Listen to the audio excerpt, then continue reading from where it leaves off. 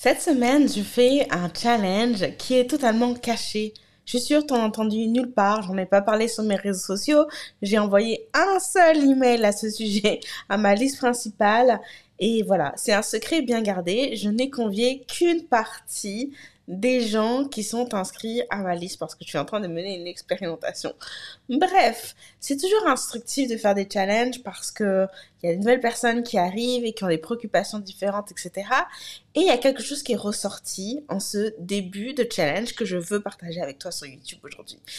Ce qui est ressorti, c'est que parmi les participantes, il y en a plusieurs d'entre elles qui n'ont pas nécessairement d'idée d'offre. Elles savent qu'elles veulent faire un challenge, l'idée, la stratégie leur plaît, mais elles n'ont pas nécessairement d'idée d'offre. Et si c'est ton cas, que tu n'as pas d'idée d'offre, j'ai enregistré une courte vidéo pour ces filles-là que j'ai partagé donc dans le challenge, que je vais partager avec toi aujourd'hui, parce que le fait est que, évidemment que la stratégie des challenges, c'est la meilleure des stratégies de vente, c'est pas moi qui vais dire le contraire, mais plus que ça, si t'as pas d'idée d'offre, faire un challenge, c'est vraiment la meilleure chose que tu puisses faire, parce que ça va justement te permettre de mettre le doigt sur la meilleure offre pour toi. Je te laisse découvrir ça.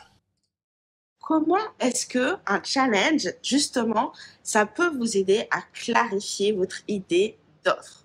Parce que je vois trop souvent des personnes passer des semaines, voire des mois, à travailler sur une offre. Ok, donc quand je dis travailler sur une offre, c'est non seulement travailler sur le messaging, le marketing, créer la formation de toutes pièces, enregistrer les vidéos, éditer les vidéos. Je passe du temps à chercher la bonne plateforme pour héberger les vidéos de formation, mettre les vidéos en ligne sur la plateforme de formation et toute la tech qu'il y a derrière, hein, pour finalement arriver au moment de vendre cette offre, ne pas avoir de clients. Que, en fait, l'offre fait un flop.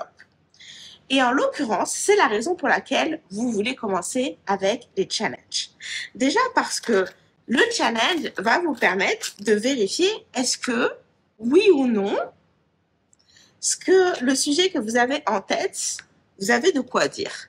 Parce que si vous n'êtes pas capable de parler pendant 5 vidéos courtes de votre sujet d'expertise, autant vous dire que vous allez avoir du mal à créer l'offre en tant que telle, hein, à créer le matériel de formation.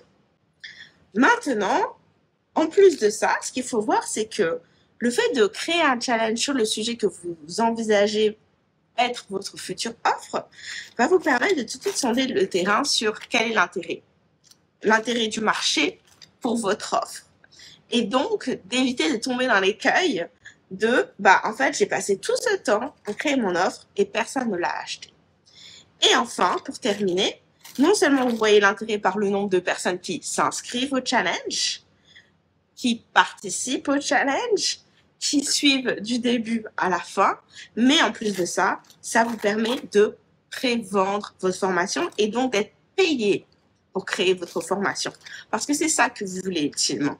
Vous voulez pas passer du temps de travail sans être rémunéré. Vous seriez employé, vous refuseriez d'aller au travail sans être payé à la fin du mois. On est d'accord. Le fait de créer une offre et de ne pas la vendre à la fin, c'est ce cas de figure. Si vous ne l'acceptez pas en tant que salarié, pourquoi l'accepter en tant qu'entrepreneur? Non, vous voulez être payé pour créer votre formation.